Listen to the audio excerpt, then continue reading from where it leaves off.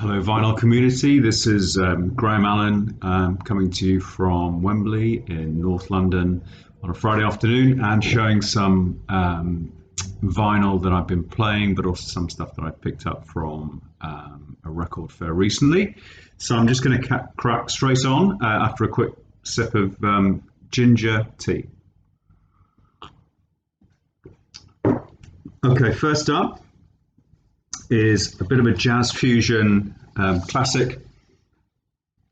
This is Billy Cobham, Steve Kahn, Alphonso Johnson, and Tom Scott. The album is called Alive Mother For Ya. Very distinctive cover. This is a live album from 1977. It was basically a band that morphed from the Billy Cobham George Duke band. Alphonso Johnson remains on bass and plays some gorgeous fretless bass on this. A track called Bahama Mama, which is on one of his solo albums. There's also some Billy Cobham compositions that are quite well known. One is Antares, The Star, and also On a Magic Carpet Ride. This is very fiery fusion, very 70s. This was recorded in 1977. Great album on the CBS label. Really good copy. I've had this for quite a long time. Just superb.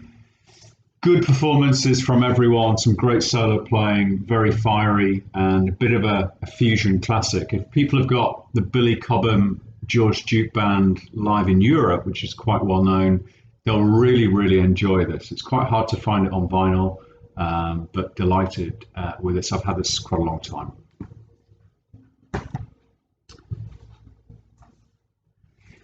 Next up, an album from 1980 by Wishbone Ash called Number the Brave. This was the band as ever in transition, particularly during this time. I actually bought this because John Wetton plays bass on this album, and it's a great sounding bass album, actually. Some really kind of aggressive lines. Wishbone Ash always had very prominent and kind of upfront punchy bass. Martin Turner, of course, in the past being the major bass player. Interestingly, John Wetton came in really just playing sessions with Andy Powell and Steve Upton on this album. And Laurie Wisefield, I think, is on here. I'm going to have to check. Yes, he is. Laurie Wisefield on guitar. Interestingly, John Wetton actually brought some of the material that he would go on to use with Asia, but it was kind of rejected by the band. They felt it didn't fit, and so he actually only really gets one writing credit on a track called That's That, which is not the most distinctive of tracks. A little bit of a nod to the way things were going, and it's quite similar to the work on his solo album, Caught in the Crossfire, which I might talk about in the future. Sort of short, punchy, aggressive bass line.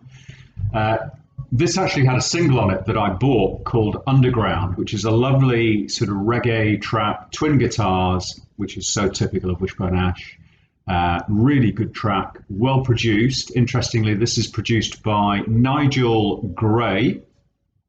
Let's make sure I've got that right. Yes, Nigel Gray, who produced The Police, I think Regatta de Blanc. So it's just got a really good, great sound. Bearing in mind it's kind of 1980s, some things were getting very compressed. But this is really terrific. Highly recommended. Number the Brave by Wishbone Ash.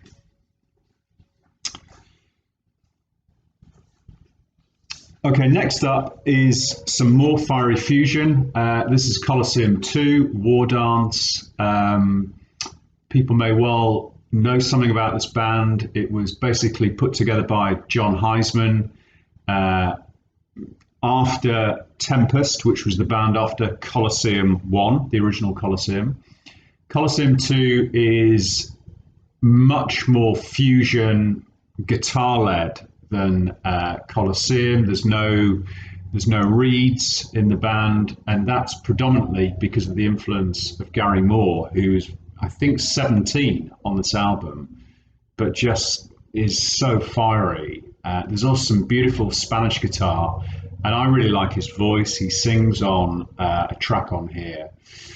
This is really, really up-tempo, fast fusion. John Heisman is sensational on this. I may have mentioned on a previous video that he plays the ABS Arbiter auto-tune kit, which is very distinctive sounding. It was a very distinctive kind of experimental drum kit with single lug tuning. Don Airy on keyboards, very well known. He went on to work with a lot of people, but Rainbow, often associated with Cozy Powell. John Mole on bass on this. They previously used Neil Murray on the first album, Strange New Flesh. And of course, Gary Moore on guitar and John Heisman leading the band on drums. Some great tracks on this. If you like things like Minnie Moog soloing and just very sort of fiery shredding fusion guitar, great album. I got this quite a while ago. You can get it. It's on MCA, Coliseum where I was on MCA. Really good copy. I won't show the vinyl. And a great cover as well. Really like that.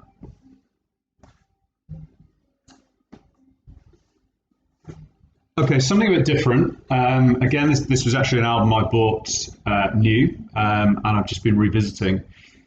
This is Sting, Bring on the Night, which is recorded live in Paris on the Dream of the Blue Turtles tour. It's a very interesting album. There's also a film of the same title that was released in the cinema. It's a very good film, which is about the genesis of the band. He was using jazz musicians by the stage live. In particular, Omar Hakim is on drums on here and is just fantastic, takes things to another level. Track called I Burn For You ends with a sort of solo vamp by Omar Hakim, and the crowd go absolutely wild.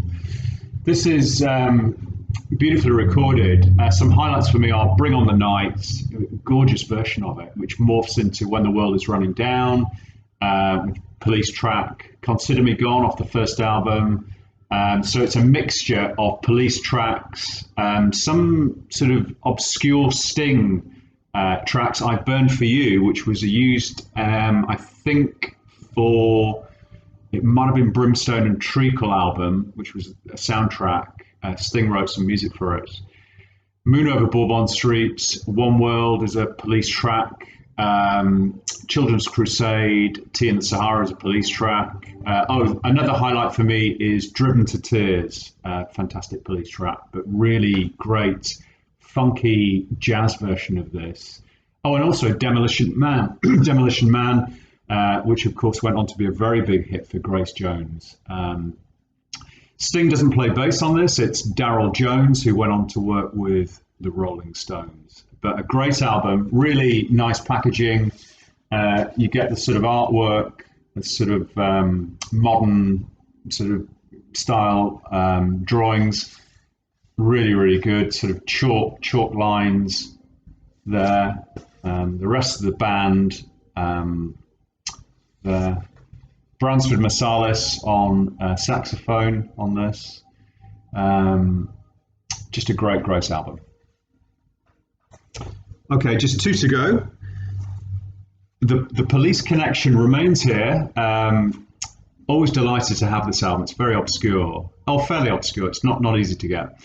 Band called Animal Logic, which is a sort of pop rock band put together by Stuart Copeland from the Police, Stanley Clarke, the jazz fusion bass player, and they got a singer in called Deborah Holland, who's got a fantastic voice, and now actually is just a mainstream country singer.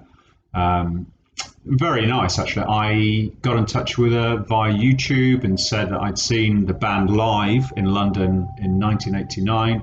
She remembered the concert very well in Kentish Town at the Forum, as it was called then. This actually had a sort of a small hit single, There's a Spy in the House of Love. It's very high quality sort of pop rock, really good hooks. I mean, Stanley Clarke does not do any soloing on this, and in fact, Stuart Copeland is very restrained on this. It's just got his very sort of slightly punky beats. The highlight for me is the quality of the songwriting, which is mainly Deborah Holland, and her voice is absolutely tremendous on this. This came out on the Virgin label, and I think is about 1983, if I can see. It is 90. Oh, sorry, I beg your pardon. 1989. I'm 6 years out. I should know because that's when I saw them. Nice packaging, good shot of the band, looking mean and moody. Very good album. There was a follow-up to this that didn't do as well, and then I think the band basically just disbanded. But they did tour, and I think there's some footage on YouTube. They were great live, and in fact, live they kind of, as you'd expect, expanded the set with, I think, certainly some Stanley Clarke stuff. There was a bass solo. I remember that. Very good album. Unusual cover. Okay, last is really just a single that I'm delighted to have. It's kind of an EP, really, of Bill Bruford. Hard to imagine in this day and age why you would release a Bill Bruford single. Lots of knotty time signatures, really kind of fusion band. The track is Hell's Bells, which is actually very upfront. It uses I think the Yamaha CS80 or the Prophet, one of the two, in a very sort of stabbing synth patch sound. Great drumming from Bill Bruford. Interestingly, on the rest of side one is a kind of bass solo track called 5G. People may remember the stellar Jeff Berlin is on bass here. He was really the main up and coming sort of New Yorker that rivaled Jaco Pastorius around this time. He was kind of younger than Jaco, but he was a phenomenal performer, and Bruford sort of picked him up. He had played with Patrick Moraz on the Story of I album, but Bruford kind of picked him up and gave him the spotlight, and he's really incredible on this. The last track is just kind of interesting. Again, it's got this really great polysynth sound, Age of Information. Some people have commented that the singing of Jeff Berlin is less than stellar. I agree with that, but it kind of fits. It's a jazz fusion album, and I think sometimes the singing doesn't matter that much. So overall, a great little EP. You don't see it much, and delighted to get that. So have a good weekend. In the UK, we're supposed to have a storm this weekend, which we had last weekend. So anyway, stay well, and I'll speak to you soon. Bye-bye.